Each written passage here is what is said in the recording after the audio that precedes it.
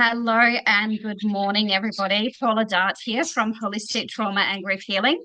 I also have Linda and Lana here as well today. We are your beautiful practitioners for the remembering the sacred rite of passage to midlife. Today, we wanted to bring a little bit of us to you to just give you a bit of an example of what this retreat is about and our own experiences and why we are running this retreat as well for women in midlife. It is through our own experiences, through this period of our life, that we want to bring this to you. So I'm going to start off and say one of the things that has been coming to me as I've been coming to this, like the retreat's coming closer, and that is the emotions of shame in midlife.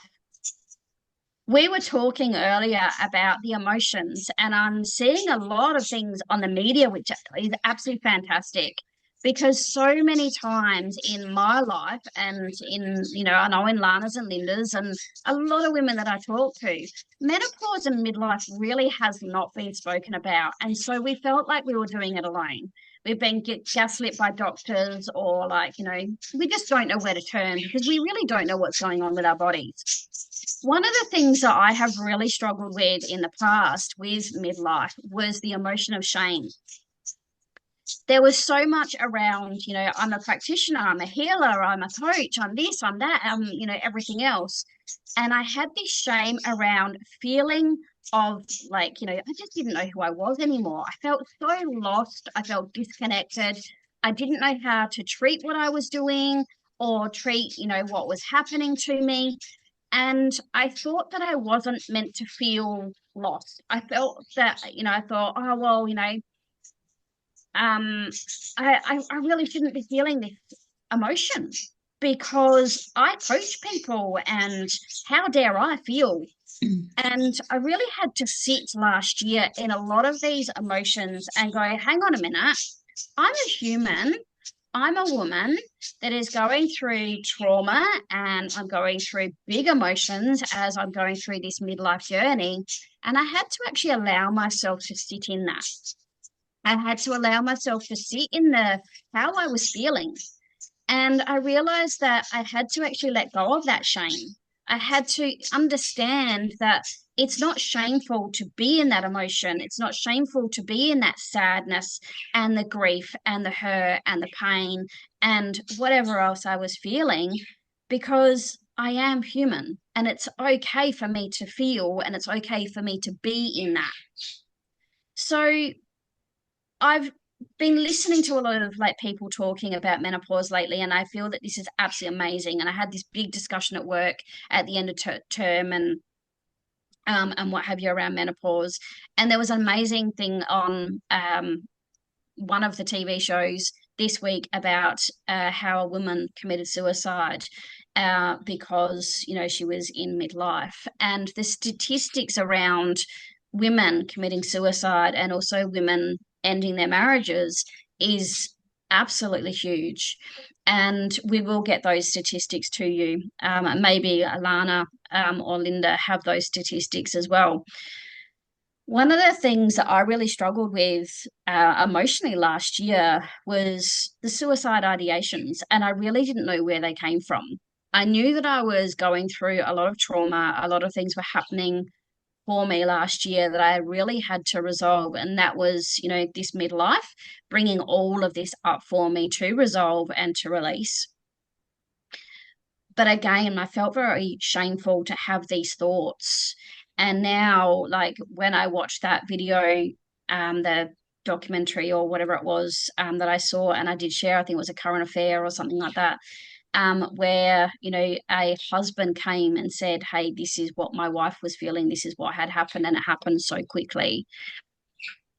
That's when this emotion of shame was really I was really able to release it, because I went, oh my goodness, I know this isn't just me, I know this is women, but to now see it being presented on the media even more, I was able to actually really accept this in myself.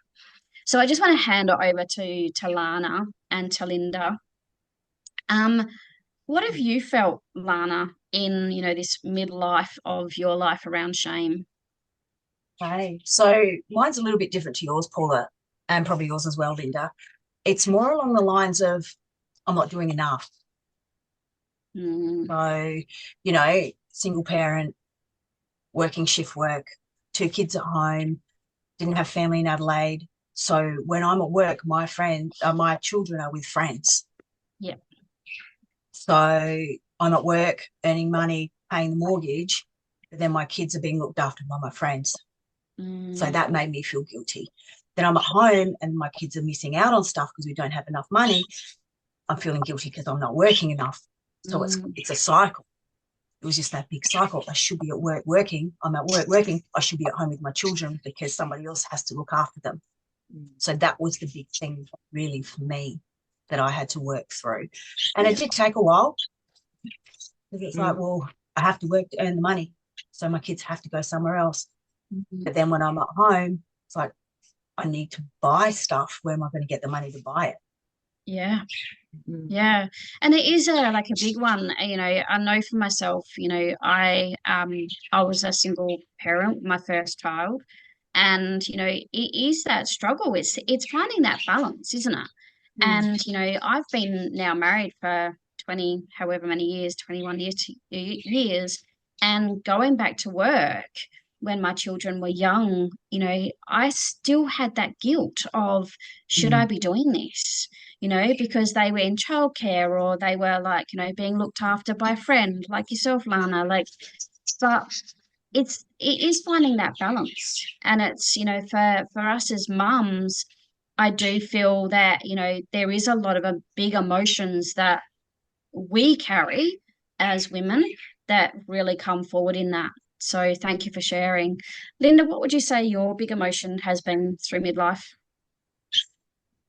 I think probably the same as you, actually. I had a lot of shame, particularly probably in the early stages of perimenopause, just with the really vile thoughts that I had swirling around in my head. And obviously, I never shared them with anybody because they were actually really vile. They were not nice thoughts. And I felt a lot of shame about it. I thought, how can I be thinking about these thoughts about family, friends? Like it's so out of character for me. So I had a lot of shame around that.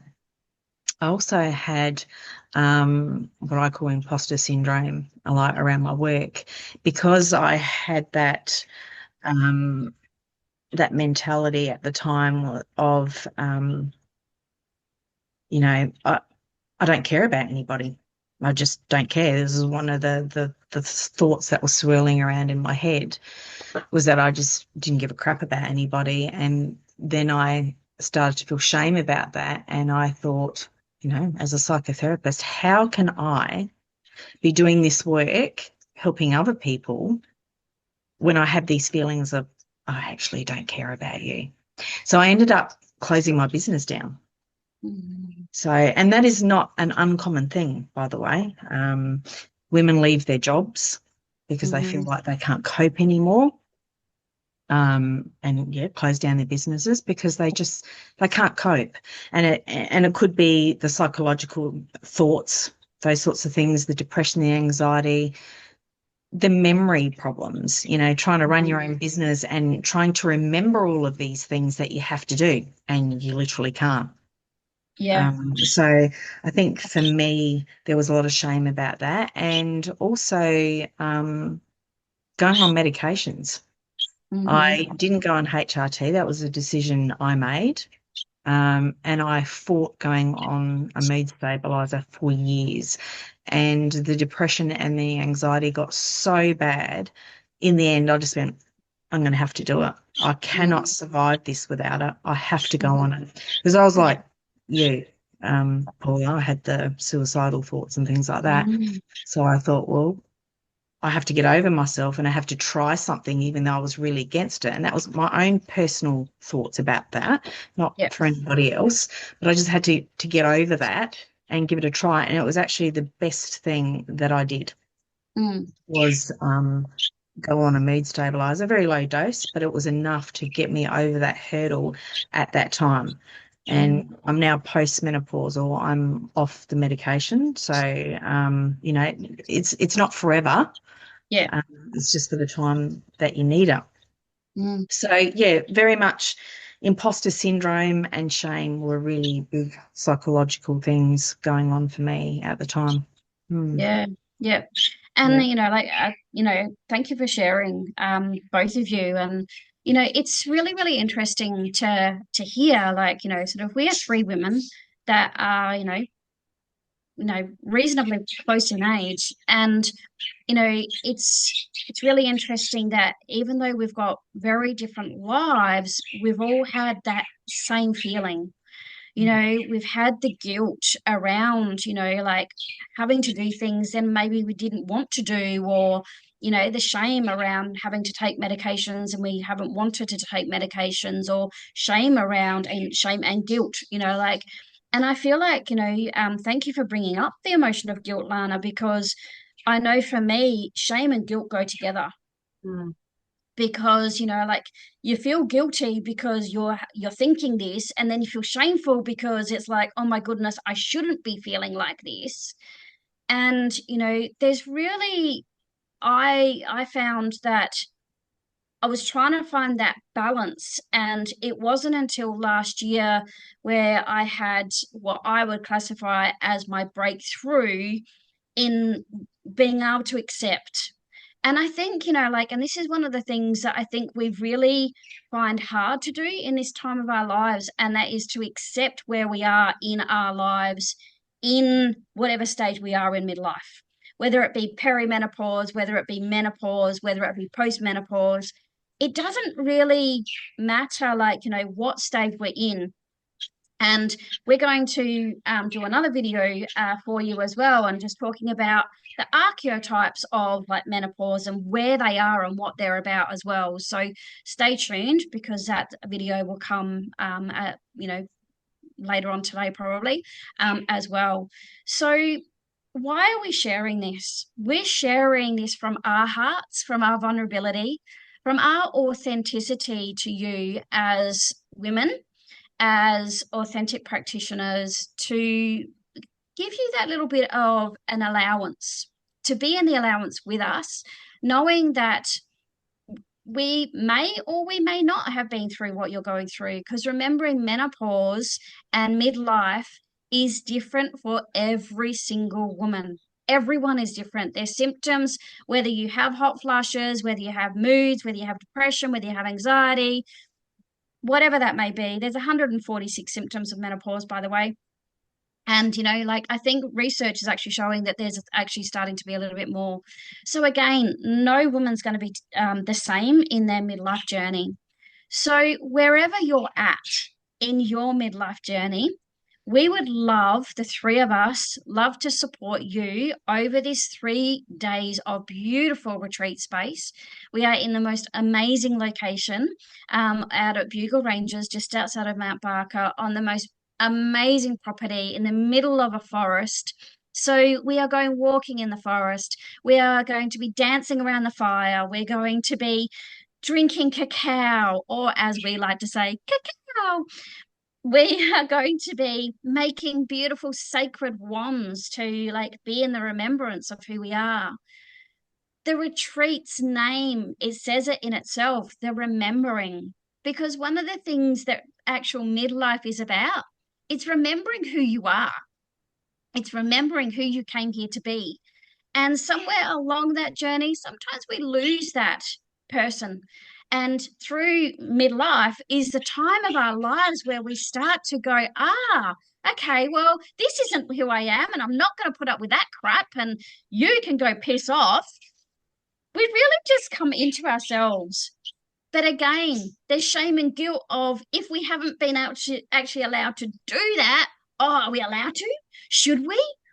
Well, guess what? We give you permission. Go do it. Go be you. Come with us. We will help you. We will support you on this journey to be the remembering of who you are. That beautiful sacred rite of passage through midlife is where we will be embarking on this beautiful journey. The symbolization of this retreat is the butterfly. and remembering what happens with a butterfly. It's a cocoon, like it's a caterpillar. It goes into a cocoon. It then becomes slush and then becomes a butterfly to spread your wings and be in that remembrance of of flying to whoever it is, to whatever it is that you're ready to be in the presence of. And that is you. Being in the presence of you. Nothing more, nothing less, being in the remembrance of you. So if you're ready to step into that, come and be on the retreat with us on the 5th to the 7th of September in 2025 at Trees of Trenance. Contact us, Linda, Lana, or Paula, on our beautiful page on the event, which we will link into the video so you can link into. If you have any questions, please reach out. We are here to answer them for you. And if we don't know them, guess what? We will find out them for you. So guys, have a wonderful day. We look forward to seeing you and supporting you in the remembering of who you are. Much love, Bye, and everyone. we will see you very soon. Bye for now.